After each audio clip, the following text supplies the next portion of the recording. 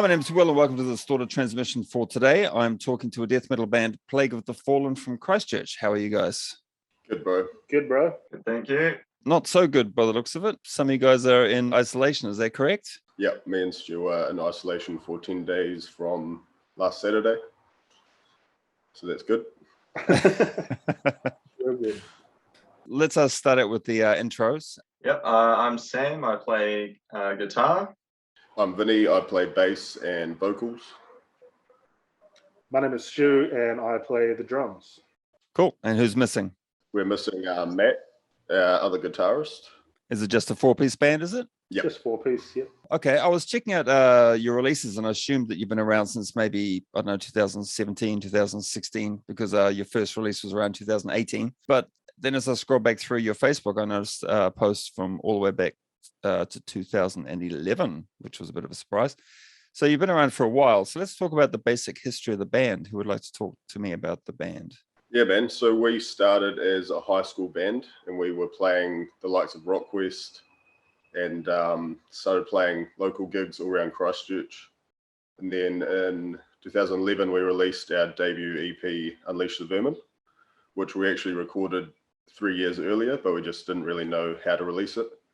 And then released another single, The God of Depravity.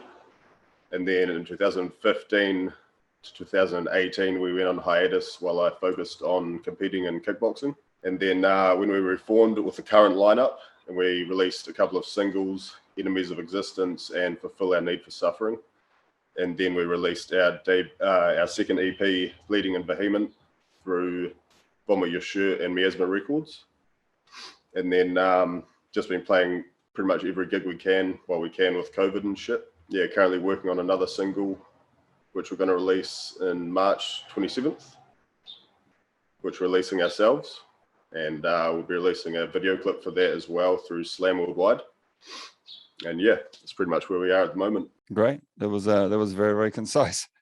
As far as some of those older demos and stuff, like they weren't on your Bandcamp, do you have copies of those anymore? Or have they pretty much just been sort of swept under the rug and you're sort of starting everything from 2018? There's some floating around on the web, but we just sort of focus on the newer stuff on our Spotify, just sort of putting forward that our newer sound. But maybe in the future we will chuck them up. But they are out there. I think Unleash the Vermin is available on Reverb Nation. You can download it on there. I couldn't really imagine you guys like doing a sort of a battle of the bands and things like that, like playing the style of music that you do. It must have been quite jarring to some of the audience. Yeah, that was the best thing about it. That was the best thing. Offending people. I'm 2 years younger than Vin, and Plague of the Fallen essentially got me into death metal. There's a all ages venue called Zebedee's, which everyone in Christchurch knows about. Plague of the Fallen used to play there like every other Saturday. We would always go down and watch and get in the mosh as kids, get up to mischief. And that sort of inspired me to take my sort of path in death metal and end up where I am today.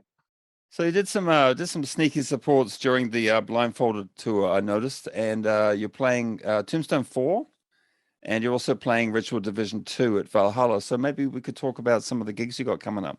Our next gig is at Tombstone, Tim Hunt's gig, which is always a great time. We didn't think it was going to happen, so really glad that it is going ahead. He's going to make it happen no matter what. So, we're going to get to play, which is cool. And then after that, we'll be doing Ritual Division 2, which is Jacob Sisson's show up in Wellington.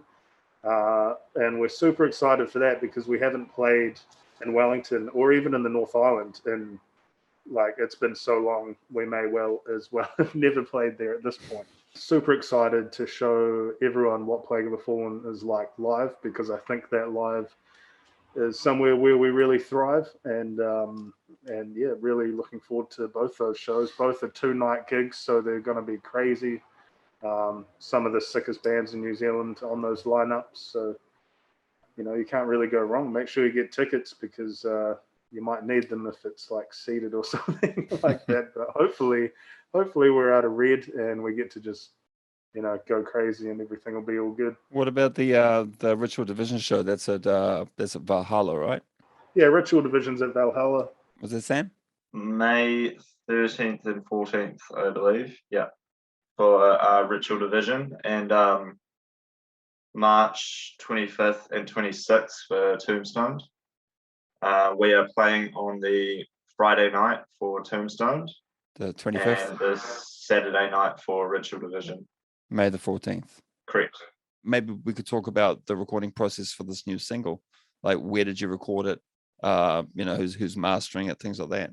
We tracked the drums at Audio Organic Studios here in Christchurch.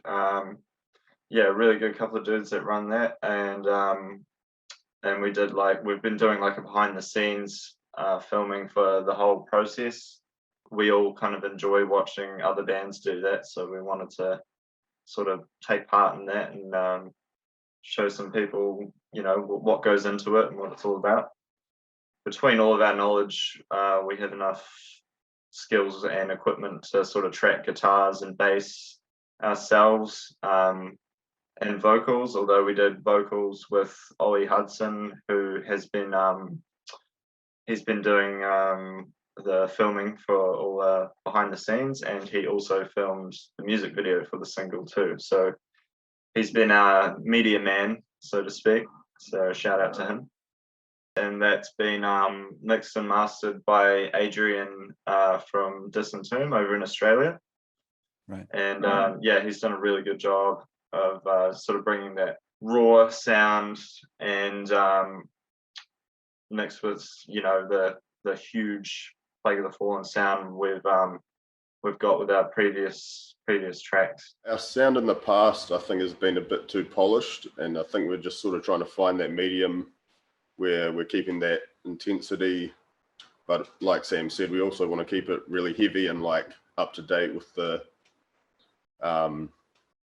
stuff that's being put out, so heavy and raw and punchy.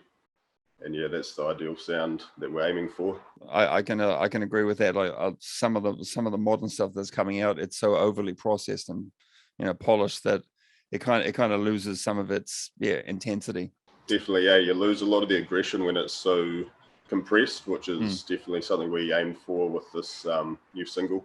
The vocalists and the guitarists cannot quite often sort of be in the comfort of their own homes.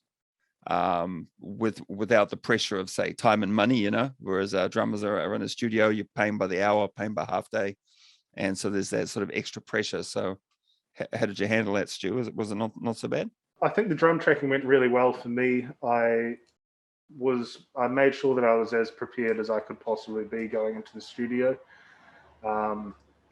It's been quite some time since I've recorded drums, that I've recently developed new techniques that are all throughout the new tracks. So that was a nerve-wracking thing for me, just being able to nail those kind of things that are fresh to me and fresh to the way I play.